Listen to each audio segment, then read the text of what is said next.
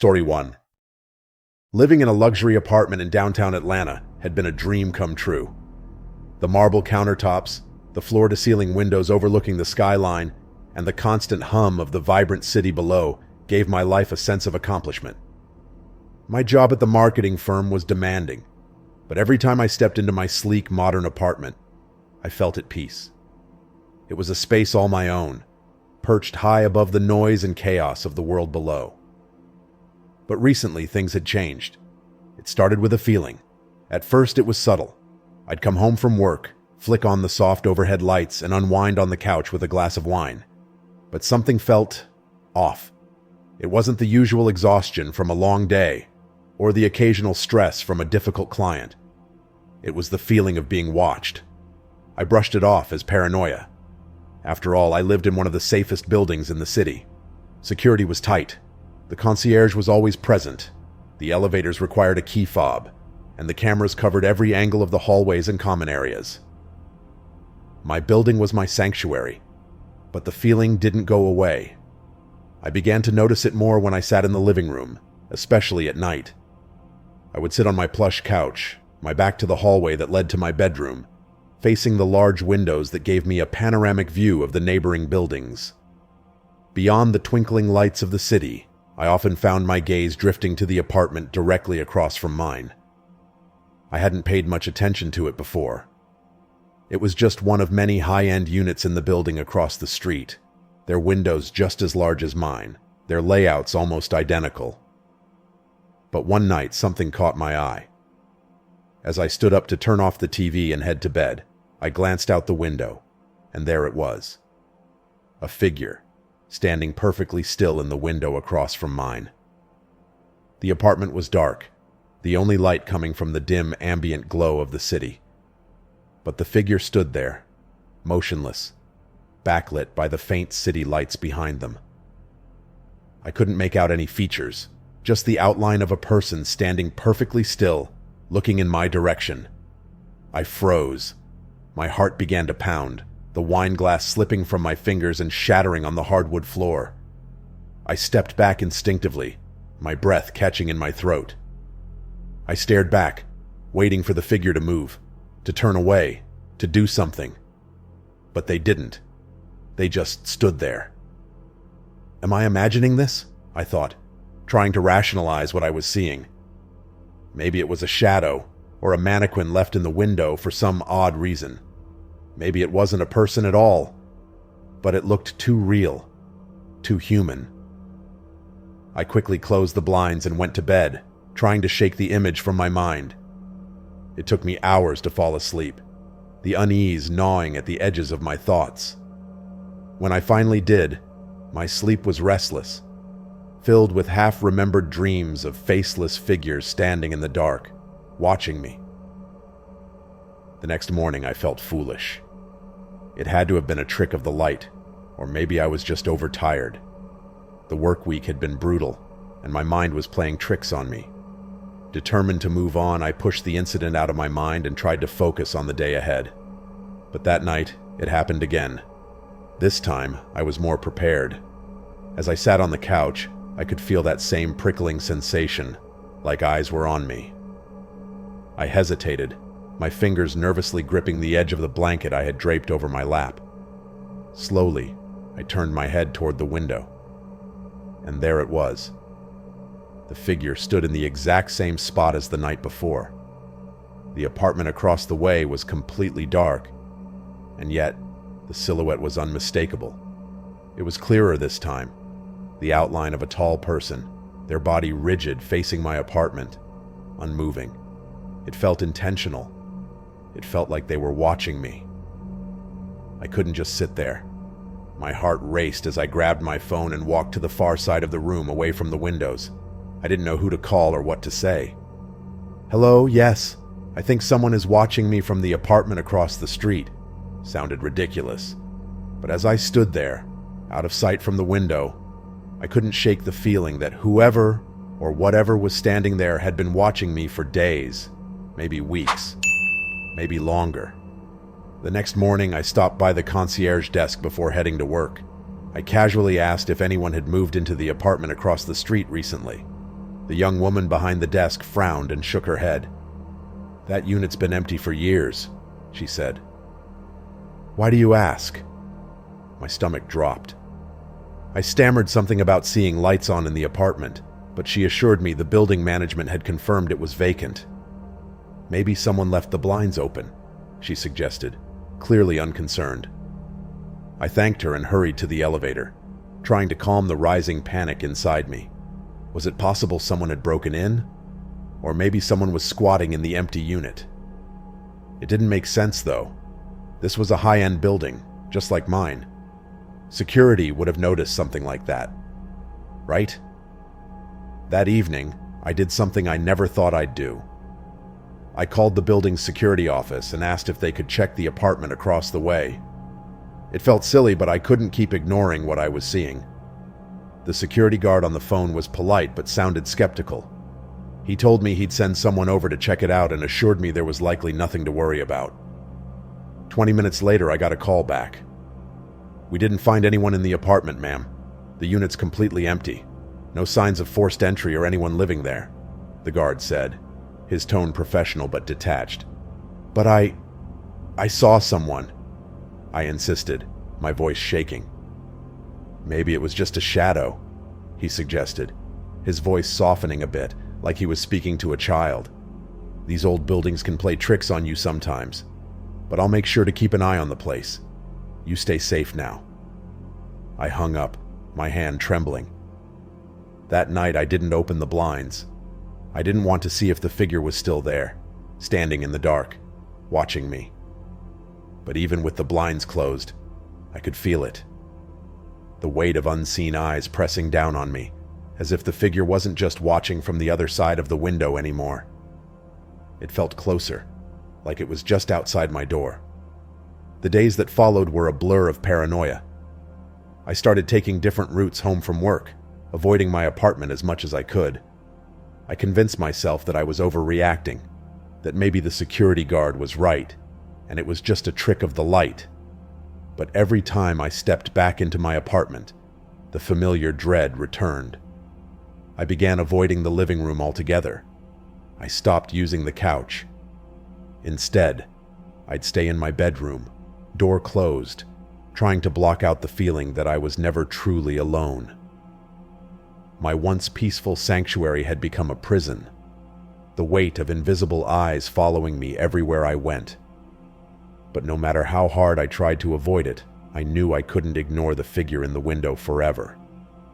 And deep down, I had the sinking feeling that whatever or whoever it was, they weren't going to stop watching me anytime soon. I barely slept the night after the security guard's visit. Despite his reassurances, something inside me knew that I wasn't imagining things. Each creak, each shift in the ambient noise of my apartment made me jolt awake, convinced that someone, no, something, was inside. But I never saw anyone, never heard footsteps or voices, just that heavy silence, the feeling of being watched growing stronger with every passing night. The next morning, I stared at my reflection in the bathroom mirror, dark circles forming under my eyes, my skin pale and drawn. I was starting to feel like a stranger in my own body, haunted by shadows no one else could see. The building's management had brushed me off, and even my friends shrugged when I tried to explain. They told me to take a break, maybe go on a trip for the weekend. I could hear the concern in their voices, but also the disbelief. "It's stress," they said. "You're working too hard." But it wasn't stress. It was real. The figure was real, and it wasn't just across the street anymore. That evening, as I rode the elevator up to my floor, I caught myself anxiously tapping my foot, dreading what awaited me behind my apartment door. I lingered in the hallway for a moment, staring at the number 23 on the door, feeling the urge to turn around and leave. But where would I go? This was supposed to be my safe space, my home. If I couldn't feel safe here, where could I? Taking a deep breath, I unlocked the door and stepped inside.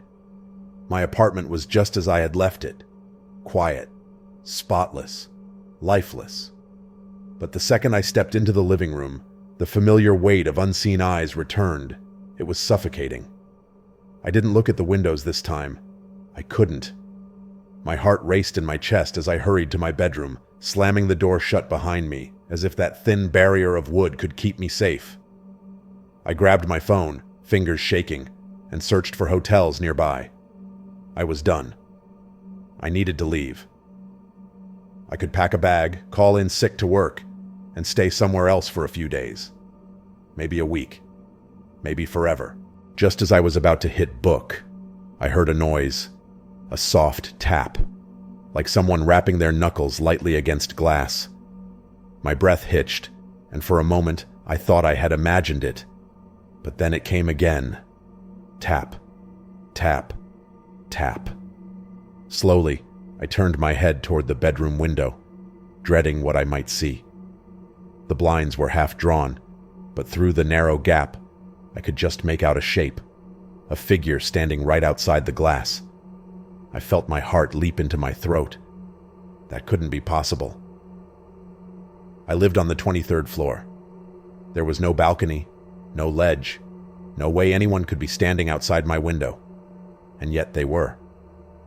Frozen with fear, I watched as the shadowy figure moved slightly, their head tilting as if peering in, trying to get a better look at me. My blood ran cold. It wasn't just a shadow anymore. It was a person. A real, living person, watching me from outside my window, suspended impossibly in midair. Before I could stop myself, I jumped up and yanked the blinds closed. My breath came in shallow gasps as I backed away from the window, my heart hammering in my chest. This wasn't just a trick of the light. Someone was out there, watching me, following me. I grabbed my phone, my fingers trembling as I dialed the security office. The phone rang once, twice, then clicked to voicemail. Of course, no one was there. I felt a wave of frustration and terror crash over me. What was I supposed to do? Call the police and tell them I saw a man floating outside my 23rd floor window? They'd never believe me. Hell, I didn't even believe me.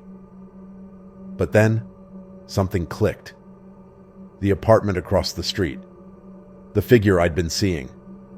What if it wasn't just random? What if someone had been watching me for longer than I realized? I paced around my room, mind racing. There had to be a way to prove it. I needed evidence. Something concrete to show that I wasn't losing my mind. That's when it hit me. The cameras. My building had security cameras everywhere, including the street level.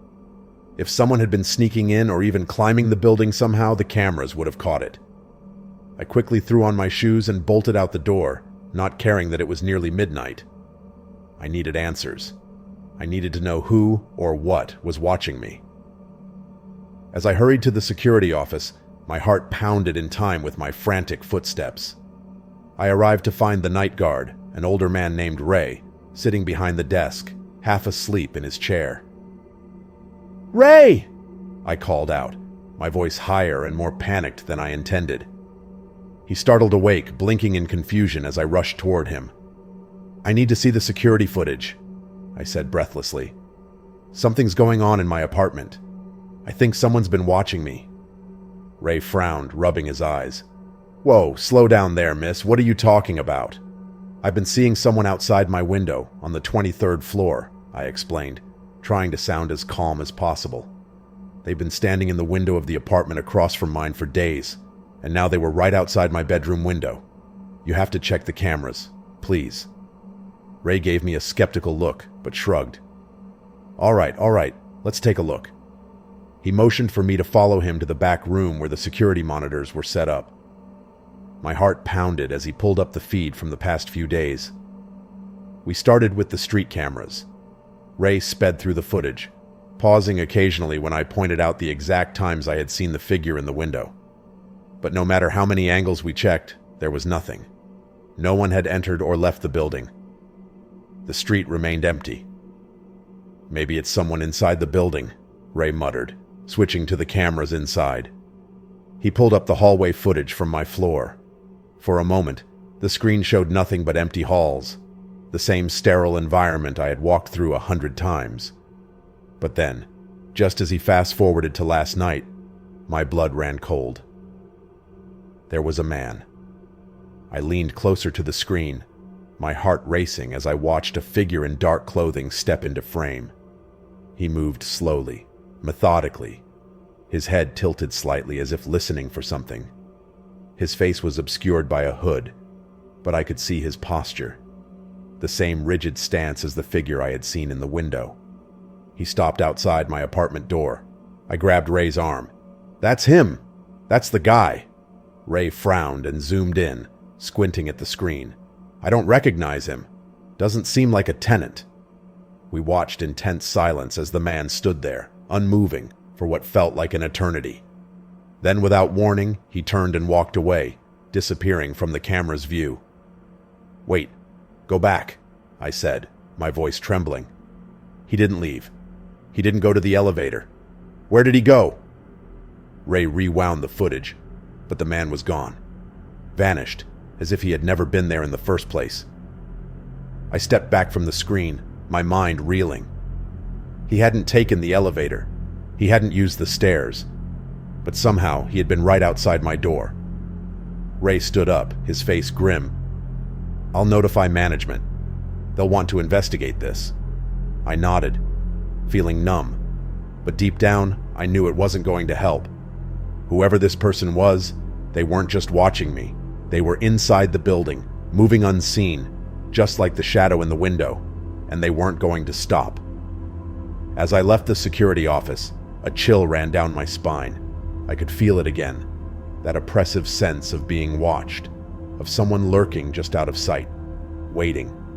And I knew, without a doubt, that they were still watching me, even now. Story 2. Living in New York City had always been a dream of mine. The noise, the crowds, the constant pulse of the city. It made me feel alive, like I was part of something bigger. My apartment wasn't anything special, just a one-bedroom on the 4th floor of a decently maintained building in the East Village. But it was mine, and in a city where privacy and space were luxuries, it felt like a small sanctuary. Or at least it used to. It started with a sound, just a tiny noise, barely noticeable at first, like scratching, coming from somewhere inside the walls. I figured it was mice, or maybe rats. It was an old building after all, and no amount of renovation could really keep those kinds of pests out. The walls had always creaked a little, especially at night when the pipes groaned and the radiator hissed. It was all part of the charm of city living, but over time, the noise became more distinct. At first, it was just a subtle scratching, usually late at night when I was trying to fall asleep. It would come and go, sometimes lasting only a few seconds, sometimes stretching out long enough to make me sit up in bed, straining to listen. I'd tap on the walls, hoping to scare away whatever was making the noise, but it never stopped for long. I called maintenance, but they didn't seem concerned.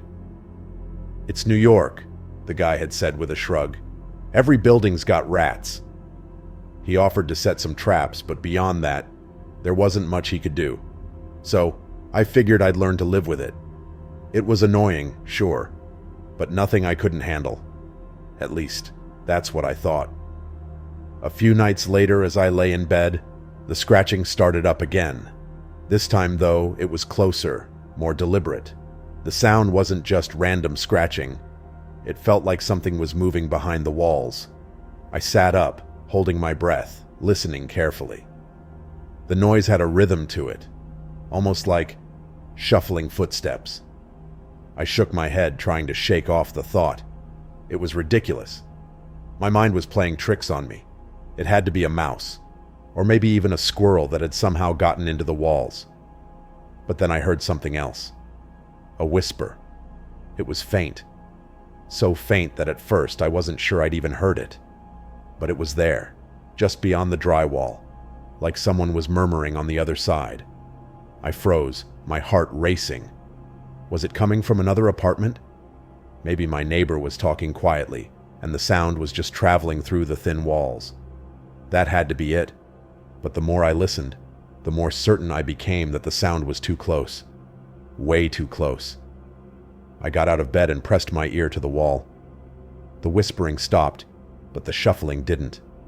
I could feel my heart pounding in my chest, my breath coming in shallow bursts. The sound was definitely inside the wall, moving, shifting, like someone or something was creeping through the narrow spaces. A cold sweat broke out on the back of my neck, and I pulled away from the wall. "It's just mice," I whispered to myself. Just mice. But deep down, I knew that wasn't true. The next day, I couldn't focus on anything. Every time I tried to convince myself it was all in my head, the memory of that whisper, the quiet, almost human sound, came rushing back. I hadn't imagined it. I couldn't have. But if it wasn't my imagination, then what the hell was it? I spent the rest of the day trying to figure it out. I paced around my apartment, tapping on the walls, trying to locate where the sound might have come from. But there was nothing unusual. No gaps, no holes. Just solid plaster and old brick behind it. I even knocked on my neighbor's door to ask if they'd heard anything strange, but they just gave me a blank look and said no. That night, the scratching returned. This time it started in the living room. I was sitting on the couch, trying to distract myself with a movie, but the second I heard that familiar sound, my whole body tensed up. It was coming from the far wall, the one that backed up against the hallway outside my apartment. I muted the TV and listened. The shuffling was slow, deliberate, almost like someone was dragging something along the inside of the wall. I stood up and crossed the room, my heart hammering in my chest. My apartment felt smaller, more claustrophobic, as if the walls themselves were closing in around me. I leaned in close, pressing my ear against the wall again. The sound stopped for a moment, and then a thud. It was quick, like someone knocking on the other side. My heart nearly stopped as I jumped back, staring at the wall. There was no way that was an animal. That was a person. Someone was inside the wall. I grabbed my phone and dialed the building's super. It rang a few times before he finally picked up, his voice groggy and annoyed. "Yeah? Hey, it's me in 4B. There's someone in the walls of my apartment," I blurted out, not caring how crazy it sounded. There was a long pause on the other end of the line. "What are you talking about? There's no one in the walls." "I'm telling you, I've been hearing noises for days. But this isn't just rats or mice. It's bigger. Someone's in there. I heard whispering."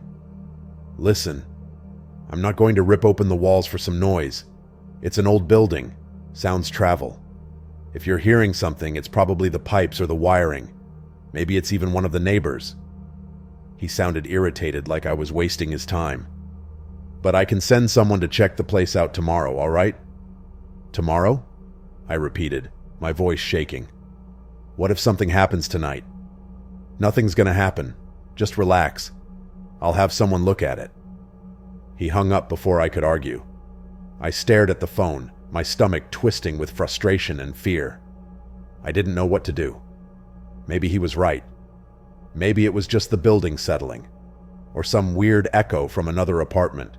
But deep down, I knew that wasn't true. That night, the sounds got worse. The scratching started just after midnight, louder and more insistent than before. It was as if something, or someone, was clawing its way through the wall, desperate to get out. I sat up in bed, my hands gripping the sheets, listening in terrified silence. And then, I heard it. A voice, clearer this time, closer, like someone was whispering right into my ear through the wall. My blood ran cold as I realized what they were saying. "I see you." I shot out of bed, my heart hammering in my chest. My hands were shaking as I backed away from the wall, trying to process what I had just heard. This couldn't be happening. I had to be imagining it. I had to be losing my mind. But the voice came again, louder. "I'm watching you." I stumbled out of the bedroom, my mind racing. Who the hell was in the walls? How had they gotten there? And why hadn't I noticed sooner? The walls were solid. There wasn't any space for someone to hide. Unless they were living in the gaps. I barely slept that night. Every creak of the floorboards, every groan of the pipes felt like a warning. I sat in the living room, all the lights on, trying to stay calm. But how could I? I had heard something, whispering to me from inside the walls. It wasn't an animal, and it wasn't my imagination. It was real. But who could be in there? And why? Morning couldn't come fast enough. As soon as the sun started to rise, I called the building super again. This time my voice was more controlled, but I could hear the desperation in it. Listen, you need to get someone up here. It's not just a noise. There's someone in my walls. I heard them. They were talking to me. He grumbled something under his breath, but finally agreed to send a maintenance worker up to check it out later that day. I wasn't convinced they'd find anything, but I didn't have any other choice. I just needed someone to see what was happening. Someone to believe me. By the time the maintenance guy arrived that afternoon, I was pacing the apartment, my nerves frayed. He was an older man named Joe, with gray hair and a tired look on his face, like he'd seen it all before. He had a toolbox in one hand and a look of mild annoyance in the other. "All right," Joe said, stepping into the apartment and glancing around. "Where's the noise coming from?"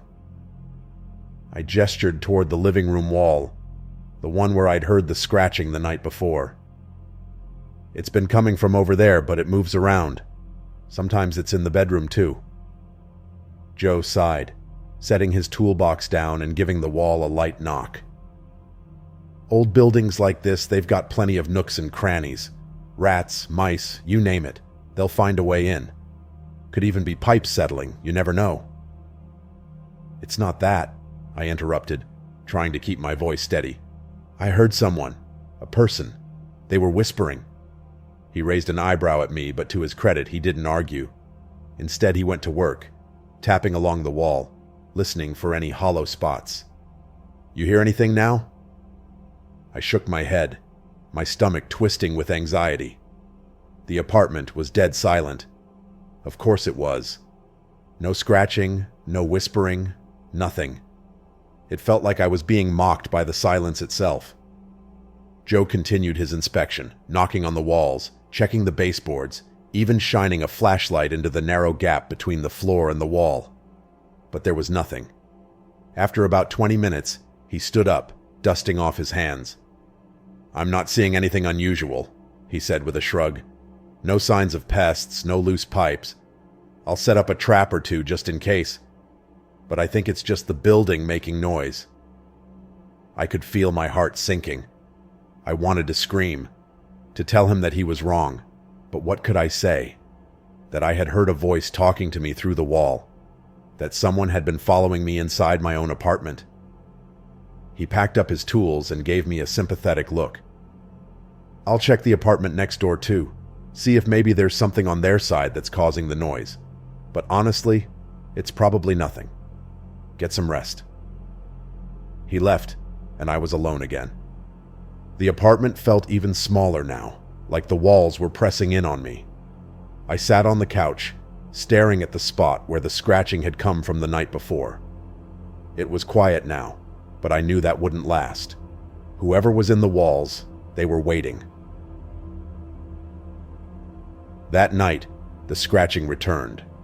I was lying in bed, staring at the ceiling, when I heard it. It started softly, like before, just a faint sound behind the walls, but this time, I didn't hesitate. I got up, grabbed a flashlight from the drawer, and made my way to the living room, my heart pounding in my chest. The sound was louder now, more insistent. It wasn't just scratching, it was movement, shuffling, almost like footsteps, dragging through the narrow spaces between the walls. I pressed my ear to the drywall, my hands trembling. That's when I heard it again.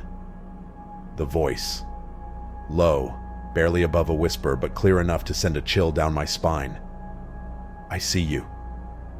I stumbled back, dropping the flashlight as my pulse raced. The whisper wasn't coming from above or below. It was right behind the wall, at eye level, like someone was standing just inches away from me, separated only by the thin barrier of plaster. This time, I couldn't take it. I grabbed a hammer from the toolbox I kept in the kitchen and marched back to the living room, my hands shaking. If no one was going to help me, I'd figure it out myself. With a burst of adrenaline, I swung the hammer at the wall, the sound of the impact echoing through the apartment. The plaster cracked, and I hit it again, harder this time. Bits of drywall fell away, revealing the dark, empty space inside the wall. I dropped the hammer and grabbed the flashlight, shining it into the hole I had just made. At first, I didn't see anything, just the wooden studs and insulation tucked between the walls. But then I saw something that made my blood run cold. There was a small hole, barely noticeable, drilled between the studs, just big enough for someone to peer through. My hands shook as I reached out, running my fingers over the edges of the hole. It wasn't accidental. It had been carefully made, hidden behind the wall where no one would ever think to look. My stomach churned as I realized the truth. Someone had been watching me. I backed away from the wall, my heart pounding in my chest. The whispers, the scratching, the feeling of being followed, it all made sense now. There was someone inside the building. Someone who had access to the walls, to the spaces where no one was supposed to be. And they had been watching me. Suddenly, the apartment felt suffocating. Every wall, every corner, felt like it was hiding something. Someone.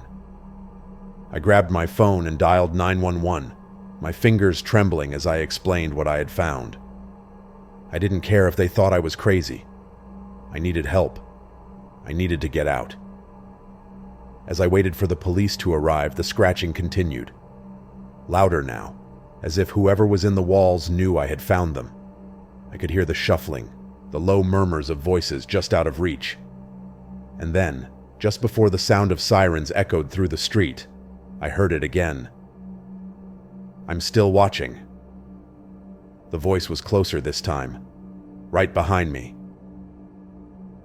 The police arrived, and I watched as they tore open the walls of my apartment, searching for any sign of the intruder. They found the hole, just like I had, and followed the narrow space behind the walls. What they discovered was more horrifying than anything I could have imagined. There were tunnels, small, hidden passageways running between the walls of the building. The police told me later that they had found makeshift bedding, food wrappers, and even notebooks filled with strange, erratic writing. Someone had been living in the walls for months, maybe even years, using the hidden spaces to move between apartments, watching the residents without them ever knowing. They never caught him. The man in the walls disappeared, vanishing into the labyrinth of tunnels like a ghost. The police searched the building, but it was no use. He was gone. But I know he's still out there, somewhere, watching, waiting. Story 3. I've never been the kind of person to scare easily.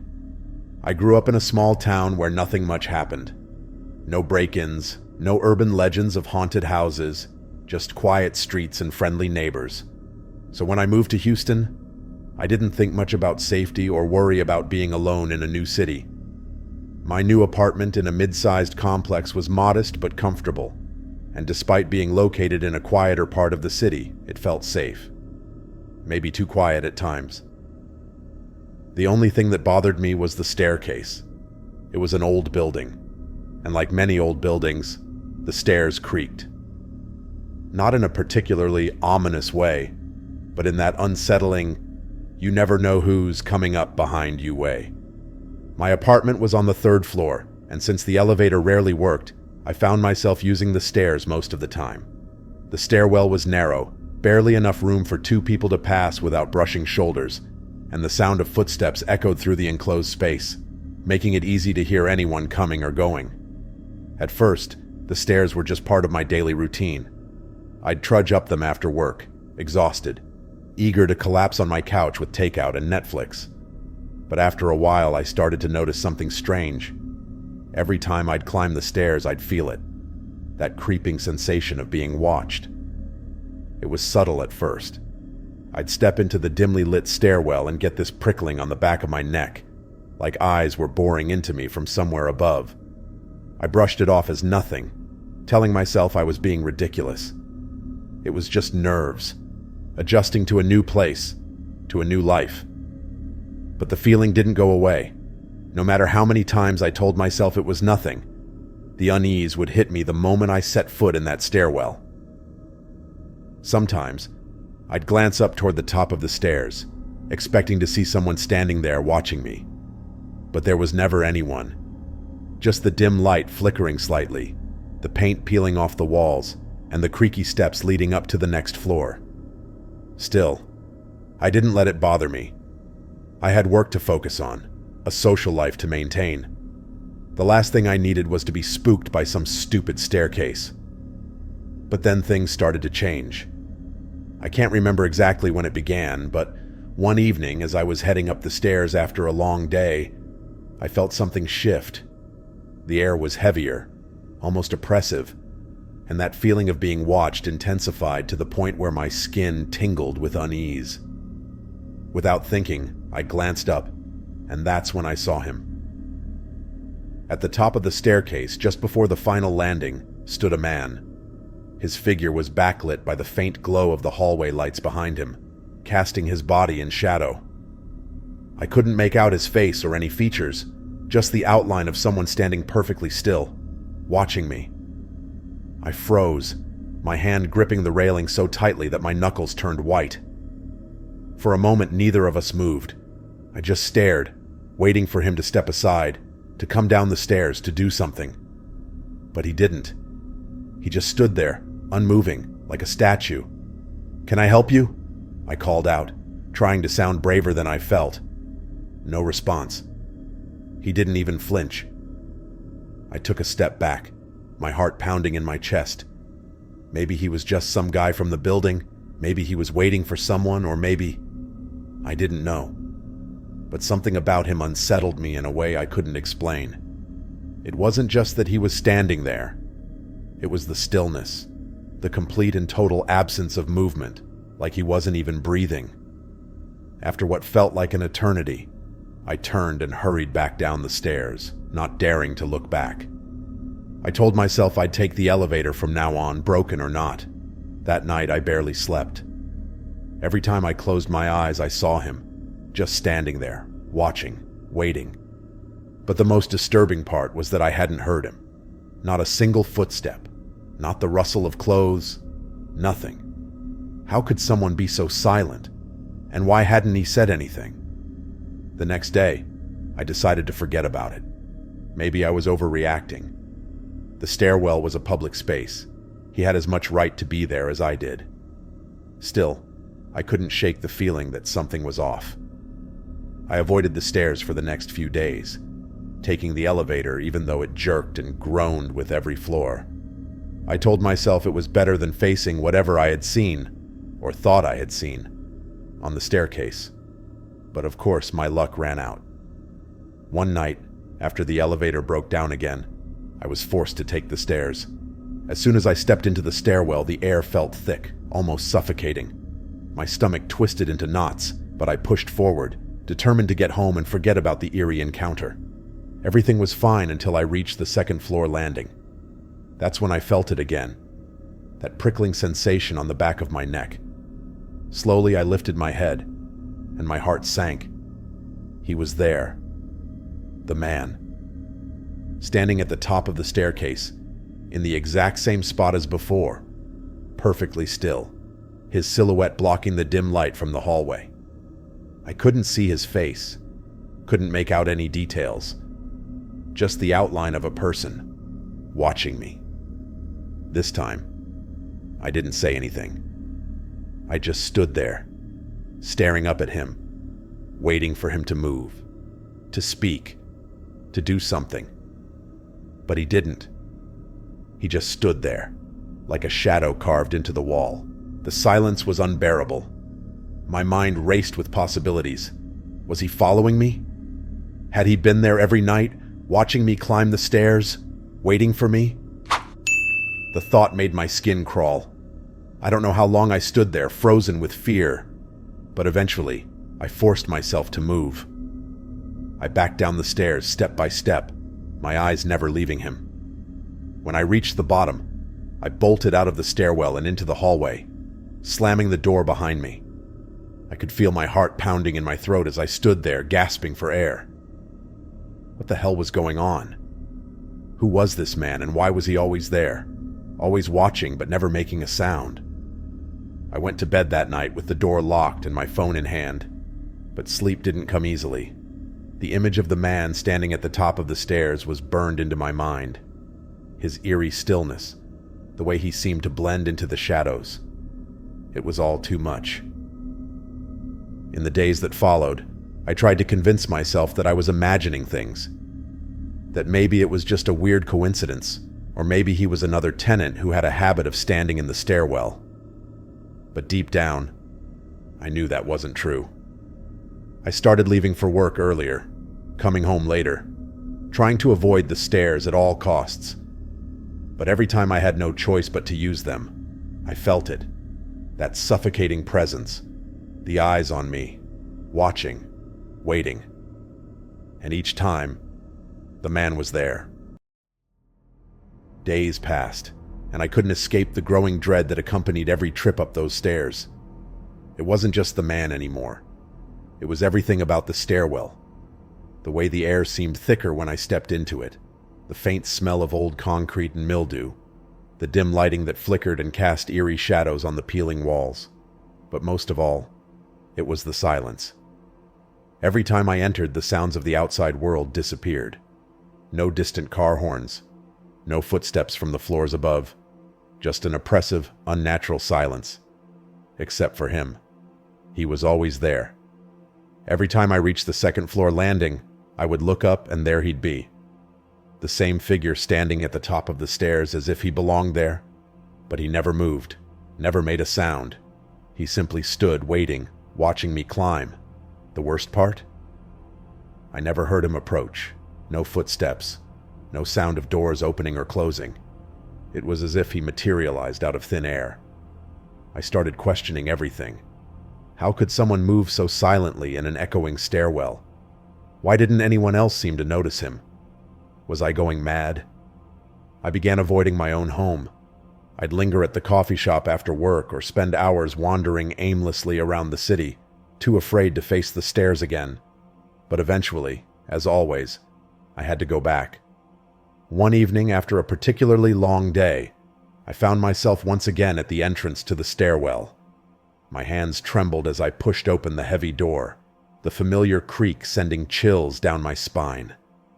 I held my breath as I stepped in, trying to steel myself for what I knew I would find. The first floor was empty. The silence hung thick in the air as it always did. My heart pounded in my chest as I slowly climbed the steps, my shoes scuffing against the concrete in a deliberate attempt to break the silence. 1 step. 2 steps. By the time I reached the second-floor landing, my hands were slick with sweat. And then, there he was, standing at the top of the stairs, as if he had been waiting for me all along. His outline was the same as always, tall, motionless, and utterly silent. This time, though, something felt different. The stillness around him was heavier, like the air had thickened and the shadows had deepened. I could feel my heart thudding in my chest, my throat dry with fear. But I couldn't just stand there. I needed answers. I needed to know who this man was and why he was always there, watching me. Taking a deep breath, I forced myself to climb higher, my legs shaking with every step. My eyes never left him as I closed the distance between us. I was terrified, but something inside me screamed that I had to confront him, had to understand why he was haunting me. When I reached the final landing just a few feet away from him, I stopped. He was still standing there, unmoving, his face obscured by shadows. My heart pounded in my ears, drowning out any rational thought. "Who are you?" I blurted out, my voice trembling with fear and frustration. Nothing. He didn't move. He didn't speak. "Why are you doing this?" I demanded, my voice louder this time, echoing through the stairwell. "Why are you always here? What do you want?" Silence. I stared at him, my breath coming in short, panicked gasps. My body screamed at me to run to get away from him, but I couldn't move. I was trapped, frozen in place by the weight of his gaze. And then, slowly, almost imperceptibly, he shifted. It was barely a movement, just the slightest tilt of his head. But it was enough. Enough to send a wave of terror crashing over me. I stumbled backward, my back slamming against the wall as I scrambled to put distance between us. My heart raced as I tried to steady my breathing, my eyes locked on the man. He still wasn't moving, but I could feel it, the weight of his presence bearing down on me, suffocating me. I'll call the police," I whispered, my voice weak, as if speaking it out loud would somehow give me strength. "You need to leave." No response. Not a word. Not a movement. I fumbled in my pocket for my phone, my fingers shaking so badly I could barely unlock it. I was about to dial 911 when I glanced up, and he was gone. Just like that, the man had vanished. My heart lurched in my chest as I frantically looked around the stairwell. There was nowhere for him to go. No doorways, no exits, just solid walls and stairs. And yet, he had disappeared, as if he had never been there at all. For a moment, I thought I was losing my mind. How could someone just vanish like that? I felt the world spin around me, and I had to steady myself against the railing to keep from collapsing. My mind raced, grasping for an explanation, but none came. The only thing I knew for certain was that I had to get out of there.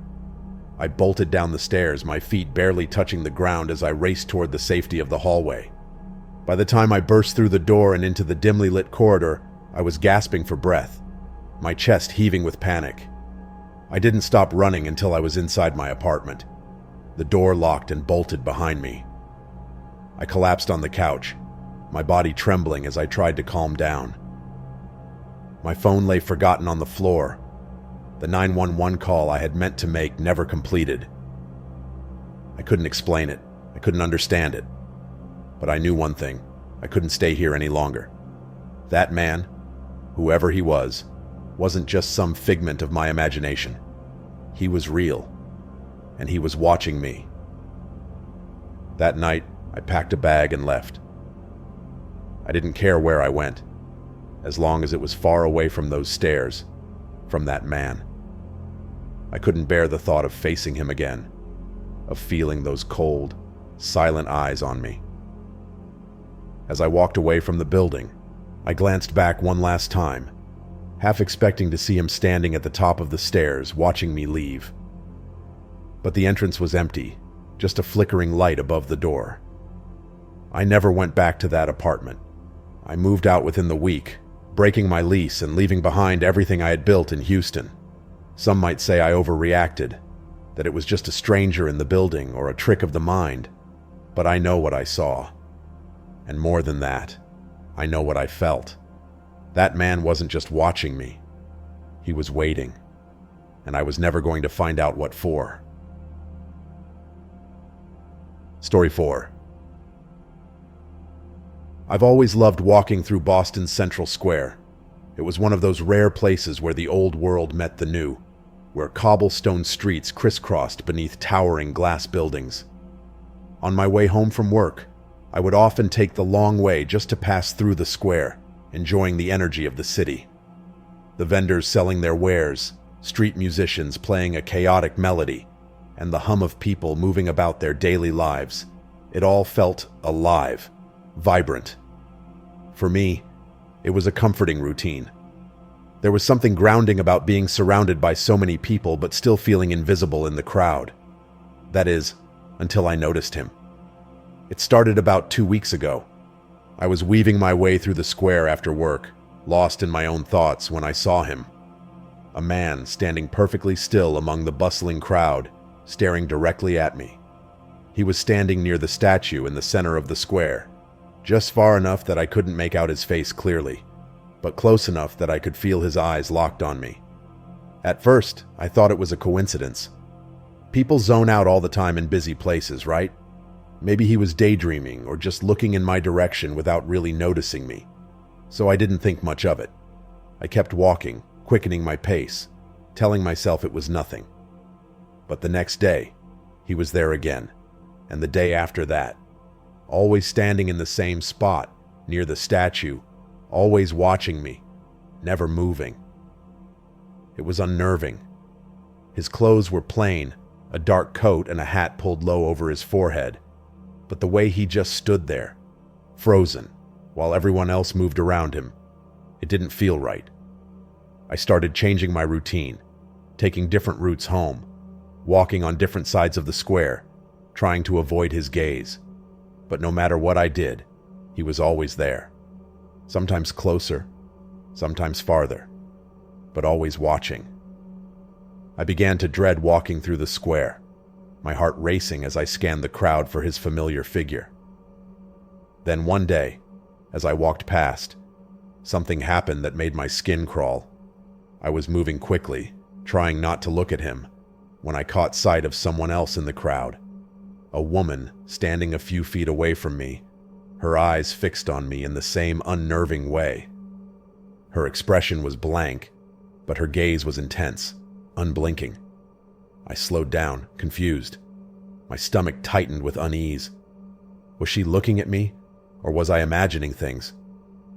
I glanced around, and that's when I saw him again. The man. He was still by the statue, watching me like always. But now, I wasn't just feeling his stare.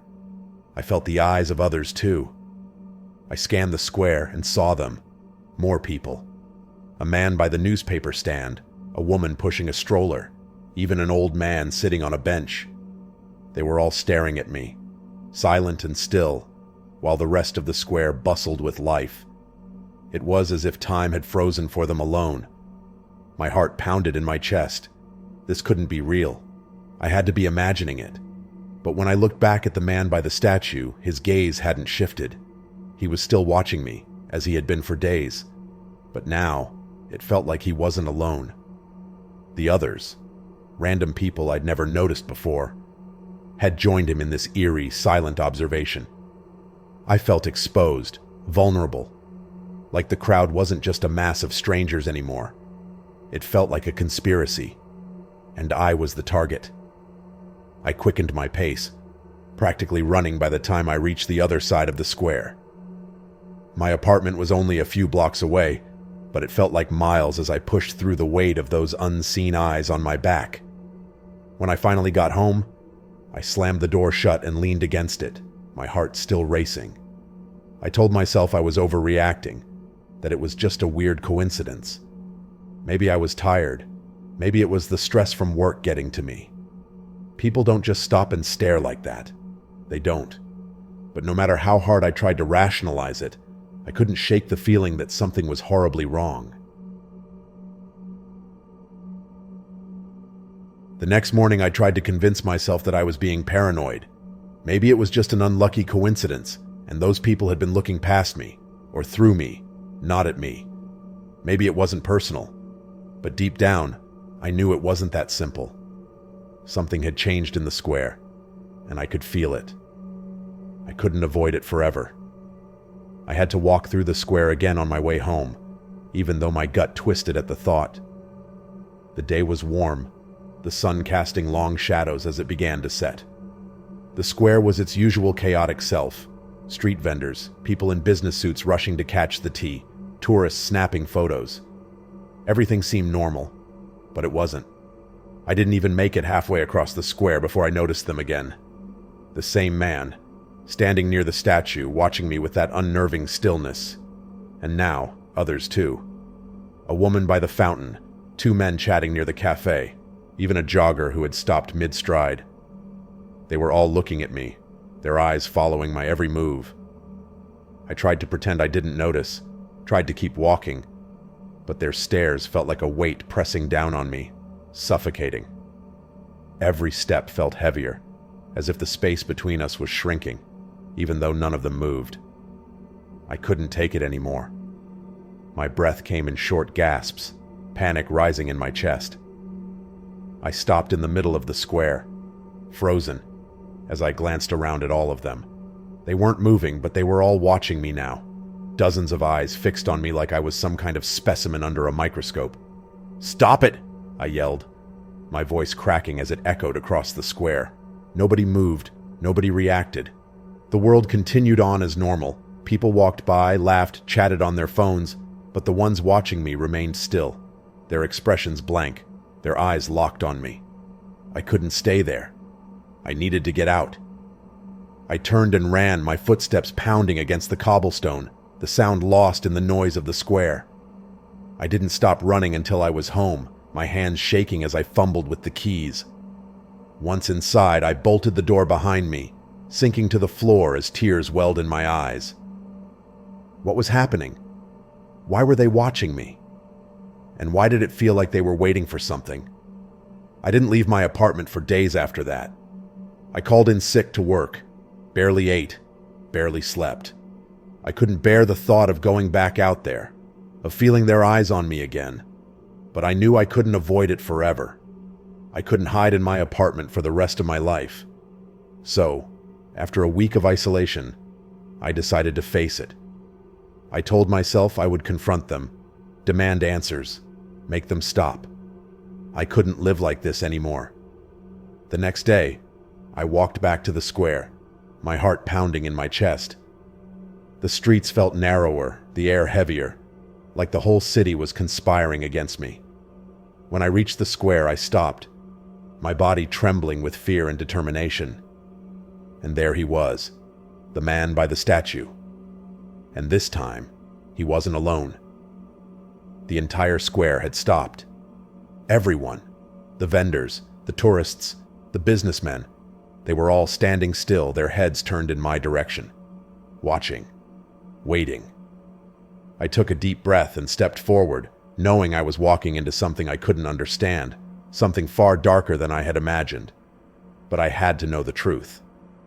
I stood frozen at the edge of the square, my breath coming in short, shallow gasps. The scene in front of me was something out of a nightmare. The bustling crowd had stopped moving entirely. Every single person had turned to face me, their eyes blank but unwavering, their heads all angled toward me as if pulled by some invisible force. The man by the statue, the one who had been watching me from the beginning, was still there. He hadn't moved, hadn't blinked, just like all the others. But now he wasn't alone. The entire square seemed to have joined him. Dozens, no, hundreds of people stood frozen in place, their eyes locked on me. It felt like the world had stopped turning, like I had stepped out of reality and into some twisted version of it. The air was thick with tension, the silence deafening. I wanted to scream, to run, but I couldn't. My legs felt rooted to the spot, paralyzed by the sheer weight of their collective gaze. I forced myself to take a step forward, then another, my footsteps echoing loudly against the cobblestone. The sound felt wrong, out of place in the eerie quiet that had descended on the square. I kept my eyes on the man by the statue. If anyone knew what was happening, it was him. I didn't know who he was, or why he had been watching me for so long, but I was sure he held the key to all of this. As I approached the center of the square, the people closest to me shifted slightly. Their heads turned in unison, tracking my movement. No one spoke, no one blinked. They just stood there, staring. My heart raced as I came face to face with the man by the statue.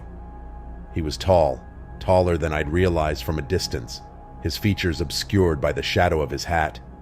His eyes, though, they were the only thing I could focus on. Cold, dark, and utterly empty, they drilled into me with an intensity that made my skin crawl. I felt like he was seeing through me, peeling back the layers of my mind. I swallowed hard, trying to keep my voice steady. "Who are you? What do you want from me?" Silence. The man didn't move, didn't even acknowledge my words. He just kept staring, as if waiting for something I wasn't aware of. I glanced around nervously. The crowd hadn't moved either, but their collective gaze was suffocating. It felt like I was being watched by 1,000 invisible cameras, like my every thought, my every breath was being scrutinized. "Why are you all watching me?" I asked, my voice breaking slightly. "What do you want?" No response. A wave of panic washed over me. My chest tightened, and I could feel my pulse in my ears, thudding loudly. I tried again, louder this time, the desperation creeping into my voice. "Why won't you say something?" And then, slowly, the man smiled. It wasn't a friendly smile. It was slow, deliberate, stretching across his face in a way that made my stomach churn. His lips parted just slightly, revealing teeth that seemed too sharp, too perfect. The smile didn't reach his eyes.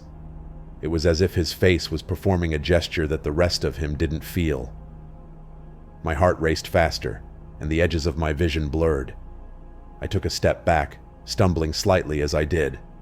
The smile remained fixed on his face, and with a slow, deliberate motion, he lifted his hand and pointed directly at me. That was when the crowd moved. It wasn't a sudden shift or a stampede. No, it was worse than that. They all began walking toward me, slowly, methodically, in perfect unison. Their faces were expressionless, their eyes still locked on me as they closed the distance. It was like they were one entity, a single organism made up of countless people, all moving with the same purpose. I turned and ran. I didn't care where I was going. My only thought was to get away from the square, from the crowd, from him. My footsteps echoed loudly as I sprinted across the cobblestone, my heart pounding in my chest. I could hear the soft shuffle of feet behind me, growing louder, closer. They were following me. The city streets were a blur as I ran, my breath coming in ragged gasps. I turned corner after corner, ducking down alleyways, desperate to lose them. But no matter where I went, no matter how fast I ran, the feeling of being watched never left. It was as if the city itself was tracking me, every street corner, every window, filled with silent observers. I stumbled into a side street, gasping for breath, and leaned against the cold brick wall of a building. My body shook with adrenaline and fear, my legs barely able to hold me up. I risked a glance back toward the square, expecting to see the crowd following me, but the street behind me was empty. For a moment I thought I had lost them, but the relief was short-lived. As I caught my breath and looked around, I realized that the street wasn't as empty as it seemed. A man stood on the corner, his face turned toward me. Then a woman appeared in a doorway, her eyes fixed on me. Across the street, a shopkeeper behind the window was staring at me too. All of them, watching, waiting. The terror that had been gnawing at me in the square surged back with full force. I wasn't safe. I wasn't free. No matter where I went, no matter how far I ran, they would always be there, watching. The city itself had turned against me. I bolted again, weaving through the maze of streets, but it was everywhere. The feeling of their eyes, always on me. Every person I passed was part of it, part of the crowd, the conspiracy. Whether it was the old woman sitting on a bench, the man delivering packages, or even the children playing in the park, every single one of them was watching me with that same cold, blank stare. There was nowhere to hide. I stumbled into an empty alley, my legs trembling with exhaustion. The walls closed in on me, the narrow space offering no escape. My back hit the cold brick, and I slid down to the ground, my body shaking. I could hear the soft shuffling of feet in the distance, the crowd drawing closer. I didn't know what they wanted from me. I didn't know why this was happening, but one thing was certain. They weren't going to stop. The city, the people, the crowd, they were all part of it now. They were all watching me. As I sat there, trembling in the shadows, I realized the horrifying truth. It wasn't just the man by the statue. It wasn't just the people in the square. It was everyone. And no matter where I went, no matter what I did, they would always be watching, waiting. I was never going to escape. Story 5. I never believed in bad luck. In Las Vegas, where luck is the only religion, I thought I could shape mine. I'd spent months learning how to read the tables, how to bluff when the odds weren't in my favor, and most importantly, how to walk away when I needed to. I wasn't the kind of gambler who lost everything on a whim. I played smart. But lately something felt off, like a storm building just beyond the horizon. It wasn't the cards. It wasn't the money. It was him. The first time I noticed him was about a week ago, after a particularly big win.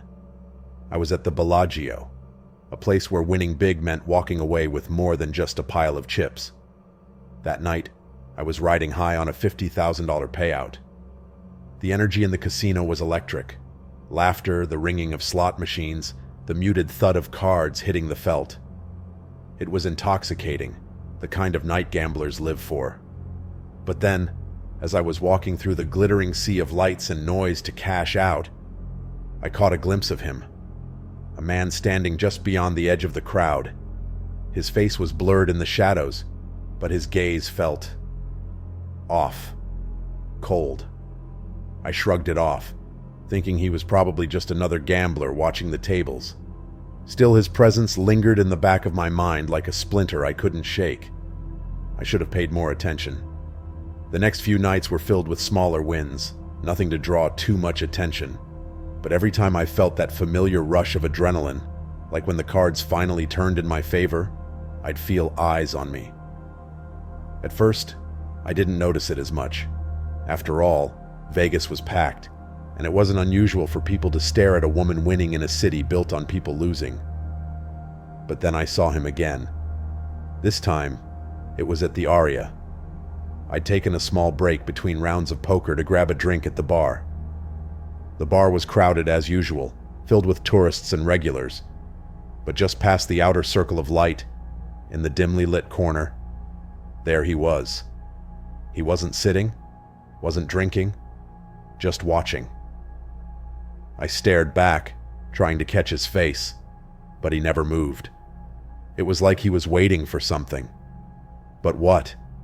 It unnerved me enough that I decided to call it a night early, cashing out and heading back to my hotel room. But as I walked through the crowd, that feeling of being watched didn't fade. I kept glancing over my shoulder, expecting to see him following me, but he wasn't there. Not physically, anyway. By the time I got back to my room, my nerves were fried. I locked the door behind me, triple-checking it like I was some paranoid freak. My suite at the Venetian was luxurious, spacious, but the warmth of it felt like a prison that night. I couldn't shake the sensation that he was still out there, just beyond the door, or maybe even closer.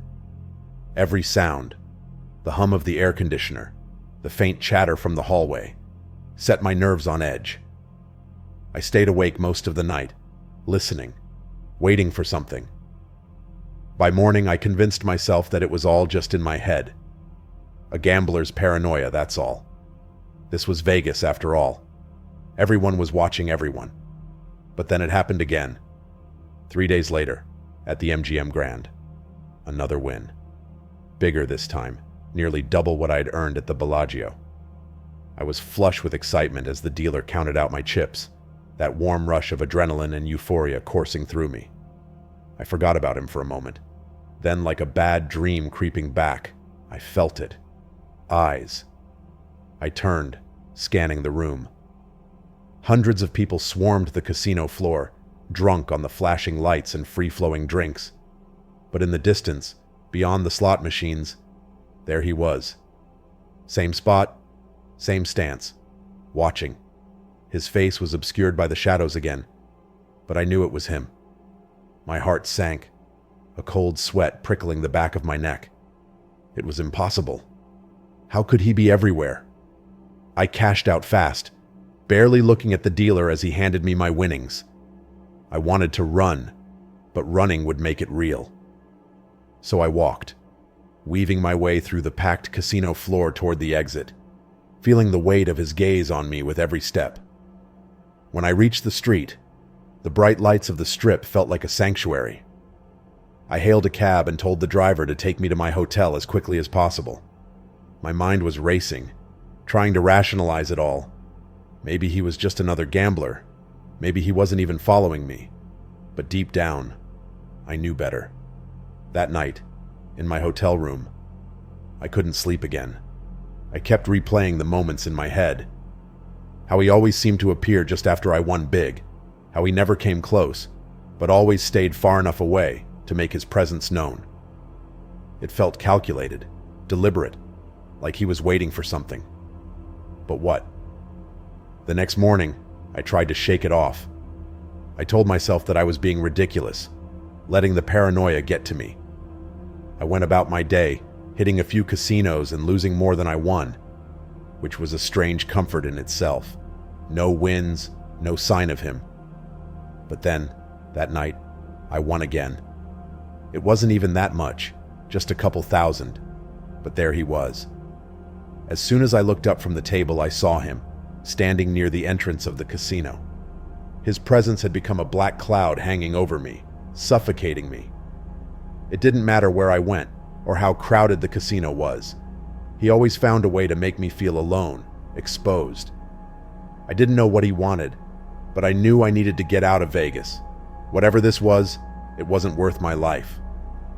I booked a flight for the next morning, heading back to Los Angeles where I could be lost in the noise of a different city. I didn't tell anyone. Who would believe me? A gambler losing her mind, talking about some mysterious man stalking her? No one would take it seriously. That night, I didn't even leave my hotel room. I ordered room service, locked all the doors, and kept the blinds tightly shut. But even with all the precautions, I couldn't shake the feeling that he was there, just outside the door, waiting for me to slip up, to open it. I couldn't explain it, but somehow I knew. He was always watching.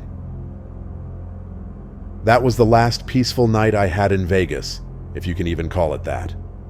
What came after changed everything. As much as I tried to run, as much as I tried to escape, I wasn't prepared for what he was really after. But that's a story for another time. I woke up with a start, drenched in cold sweat. The room was dark, the heavy curtains blocking out the garish glow of the Vegas Strip. The silence pressed in on me, thick and suffocating. Something felt wrong. My heart was pounding in my chest, but I couldn't figure out why. I hadn't heard anything, hadn't seen anything. Yet, there it was again, that suffocating presence. I checked the door, still locked. The windows, secured. But I couldn't shake the feeling that someone, no, he, was close. Too close. For hours I lay there, staring at the shadows playing on the ceiling, trying to convince myself that it was all in my head. Eventually, exhaustion won out, and I drifted off into a restless sleep. Morning came all too soon. The bright sunlight that managed to sneak through the cracks of the curtains felt almost mocking. I'd made it through the night, but the dread still clung to me like smoke. I packed my bags quickly. My flight to Los Angeles only a few hours away. Leaving Vegas felt like the only way to escape whatever had been haunting me these past few days. As I checked out of the hotel, I kept my head down, eyes scanning the lobby for any sign of him. He wasn't there. I took a deep breath, trying to calm myself. Maybe I'd been wrong. Maybe this whole thing was just some twisted game my mind had been playing on me. The cab ride to the airport was uneventful. I sat in the back seat, nervously tapping my fingers on the leather upholstery, my eyes glued to the rearview mirror. Every time I saw a man walking too close or a shadow out of place, my stomach twisted, but there was no sign of him. By the time I reached McCarran International Airport, I almost believed I was free. The usual chaos of people rushing through security and the cacophony of announcements echoed through the terminal. For the first time in days, I felt like I could finally breathe again. I just needed to make it to my flight, and I'd be safe. I sat at my gate, boarding pass in hand, trying to focus on my phone. I scrolled through social media, pretending like everything was fine, but I couldn't stop my eyes from darting around the terminal, scanning faces, looking for him. And then, there he was, standing at the edge of the terminal, just behind a large group of travelers, his eyes locked on me. My breath caught in my throat. He wasn't moving. He just stood there, watching. He was too far away for me to make out his features clearly, but the way he was positioned, The way his head tilted ever so slightly in my direction, it was unmistakable. My stomach dropped. How? How had he found me? I hadn't told anyone about my flight. I hadn't seen him at the hotel. He shouldn't have known where I was. Yet, there he stood, as if he'd known all along. The panic hit me like a punch to the gut. I bolted from my seat, rushing toward the bathroom, my pulse racing. I couldn't board the plane with him here. I couldn't spend hours trapped in a confined space knowing he was on the same flight. I splashed cold water on my face in the restroom, trying to steady my breathing. I looked at myself in the mirror, barely recognizing the person staring back at me, pale, wide-eyed, and terrified. I stayed in that bathroom for what felt like hours, trying to figure out what to do. But I knew I couldn't stay there forever. Slowly, I opened the door and peeked out into the terminal. He was gone. I didn't know whether to feel relieved or more terrified. I returned to my seat, hands trembling, waiting for the boarding call. When they finally announced my group, I hurried to the line, half expecting him to appear behind me. But he didn't. The flight was uneventful. I managed to relax, telling myself that I'd imagined the whole thing. Maybe I'd been sleep-deprived. Maybe I'd let the stress of gambling, of winning, of always being on edge, get the better of me. By the time we touched down in Los Angeles, I was almost convinced that I'd left him behind in Vegas. Almost. But deep down, I knew that wasn't true. The first few days back home were quiet. I didn't gamble. I didn't go out much. I tried to get back into my routine, but the tension never left. I avoided dark corners, always keeping my back to the wall, constantly scanning the streets whenever I walked outside. The paranoia ate at me.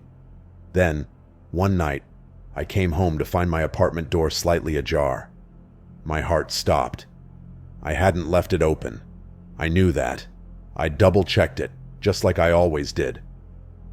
I pushed the door open slowly, my breath shallow as I stepped inside.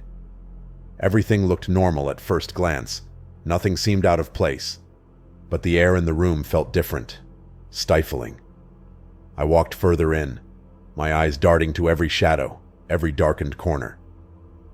That's when I saw it, on the kitchen counter. A single playing card, the Queen of Spades.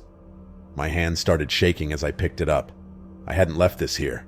I didn't even own a deck of cards. He'd been here. I dropped the card, backing up toward the door, my mind racing. I had to get out. I couldn't stay here. I turned to leave, but before I could make it to the door, my phone buzzed. I pulled it out of my pocket, glancing at the screen. One new message. I opened it. My blood ran cold. It was a photo of me, standing in my apartment, taken just moments ago. I whipped around, scanning the room. He wasn't there.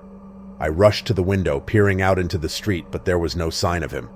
The only thing I could hear was the sound of my own pulse pounding in my ears. I don't remember much of what happened after that. I packed a bag, throwing in whatever I could find, and left my apartment that night. I checked into a cheap motel on the other side of the city, somewhere I thought he wouldn't find me. But I was wrong. Everywhere I go, I feel his eyes on me. Every time I step outside, I catch glimpses of him, always at a distance, always watching. He never comes close, never speaks. But I know he's there. I know he's waiting. I don't know how much longer I can run, how much longer I can keep looking over my shoulder. He's always one step ahead, always knows where I'll be next. No matter where I go, no matter how far I try to run, he's there. I used to think I could control my luck, that I could play the game and come out on top. But now I understand. Some games you can't win, and some people you can't escape. It's been weeks since I left Vegas. I haven't been back to my apartment. I haven't been back to the casinos. But I know it doesn't matter.